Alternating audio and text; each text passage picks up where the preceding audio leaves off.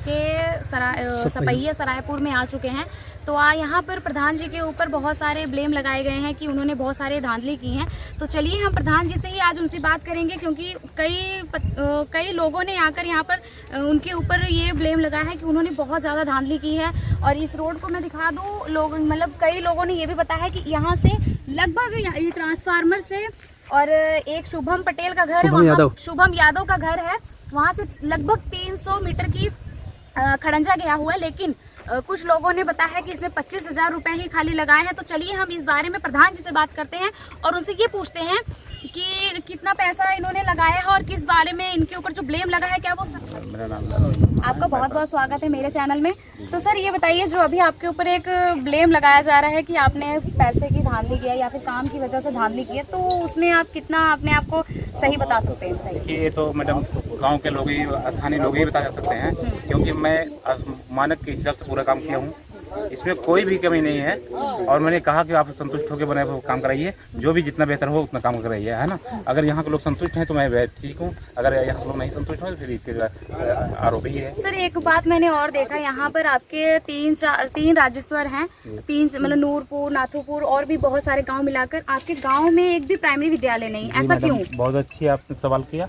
यहाँ जो है 3 राजस्व गाँव का एक जो है कि घेरिया ग्राम पंचायत है, जबकि एक भी विद्यालय नहीं है। जो घेरिया ग्राम के नाम से चल रहा है वो सराय इस्माइल में पड़ता है जी। मैंने ये जानकारी जिलाधिकारी को दिया, मैंने खंड शिक्षा अधिकारी और बेसिक शिक्षा अधिकारी को दिया, माने जितने भी विभागीय अधिकारी हैं सबको मैंने अवगत कराया कि विद्यालय एक भी विद्यालय नहीं है। कम से कम कि विद्यालय का 20,000 की कम से कम आबादी है। 20,000 आबादी के बीच में जो है कि नथुपुर तो बहुत ही ज़रूरी है। मैंने डीएम से वार्ता किया, कौन से वार्ता किया, उनसे बताया, अवगत कराया कि हमारे यहाँ विद्यालय नहीं है। लोग कहते हैं सर्व शिक्षा अभियान के तहत लोग कहते हैं है ना, सब पढ़े सब बढ़े। अगर सब जब विद्यालय है ही नहीं तो बच्चे पढ़ेंगे कहाँ से? जब पढ़ेंगे ना तो बढ़ेंगे कहाँ से? और जो जैसे अभी कुछ किसान हैं, बहुत गरीब होते हैं कई लोग, अब जिसकी मतलब नहीं हिम्मत होती प्राइमरी स्कूलों में प्राइवेट स्कूलों में पढ़ाने का, तो वो जाहिर सी बात है वो सरकारी स्कूल में बच्चों को भेजेंगे। तो इस पे अगर बच्चों को अगर नहीं है तो मुझे लगता है कि आपके गाँव के बच्चे तब तो ऐसे ही अनपढ़ ही रह जाएंगे, शिक्षा नहीं प्राप्त होगी उन लोगों को। अगर इसी तरीके से अगर कोई पहल नहीं किया तो हमारे बच्चे जो है शिक्षा से वंचित हो जाएंगे। इसके लिए मैंने जो है शासन को लेटर लिखा है। कोई ऐसा व्यक्ति नहीं बचा जिसके साथ जो है मैंने जो है कि मैं सबको मैंने जानकारी दिया, लेकिन उन्होंने कोई अभी तक कोई कार्रवाई नहीं हुई। मैं सोचा कि कोई फिर डीएम को मैं पत्र लिखने वाला हूँ।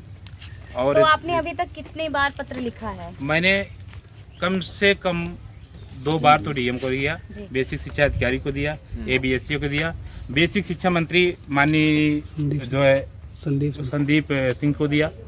कोई ऐसा नहीं बचा जिसको मैंने लेटर न दिया।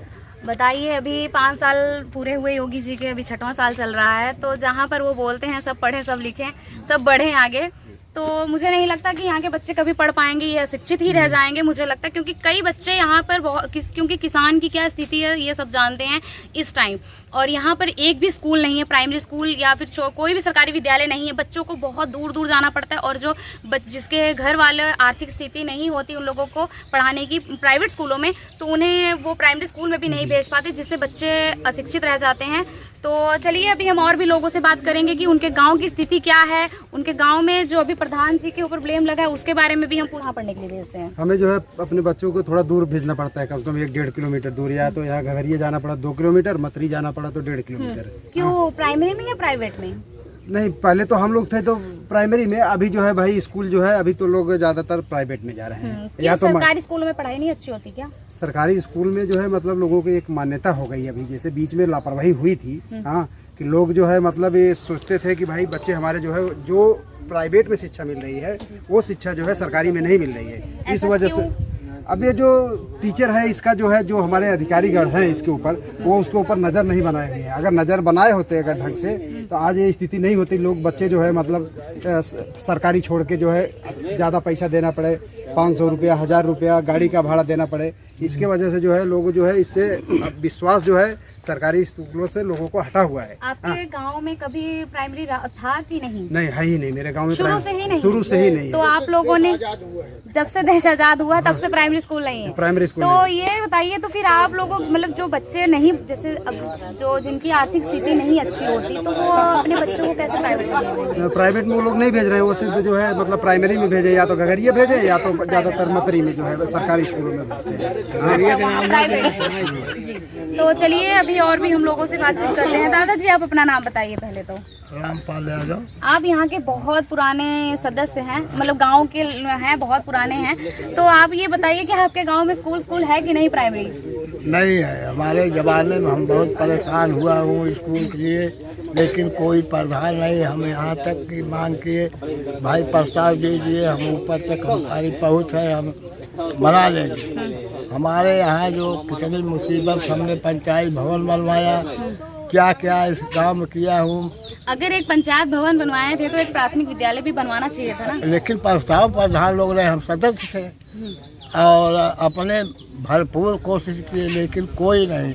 जहाँ रास्ता नहीं था वहाँ रास्ता तक हम जबरी निकलवाए हैं, हर बात हमने किया इस गांव के लिए, लेकिन ये गांव वाले खुद वो है। अब सराय इस्माइल में घरिया के नाम से सराय इस्माइल में स्कूल चल रहा है, लेकिन सराय इस्माइल चौबेपुर ग्राम सभा में है। हमने बहुत कोशिश कर रहा है, कोई नहीं सुन रहा है प्रधान। अब नए प्रधान आए, अच्छा काम कर रहे हैं, अब इनके ऊपर हमने छोड़ दिया कि कह रहे हैं हम प्रस्ताव देंगे और पंचायत वाले जो नंबर है उसी आप बनवाइए। आप भी इसी गांव के निवासी हैं? तो ये बताइए, जो भी आपने यहाँ जो खड़ंजे का ब्लेम लगा प्रधान जी के ऊपर, तो क्या ये सत्य है? नहीं, बिल्कुल असत्य है सब। हाँ। आपको हम कैसे खुद में काम किए हैं, मिट्टी वाला काम हमने किए हैं। तो मिट्टी यहाँ पे गिरा रहे थे, तो कितनी टाली लगी थी इसमें? 100 टाली मिट्टी इसमें हम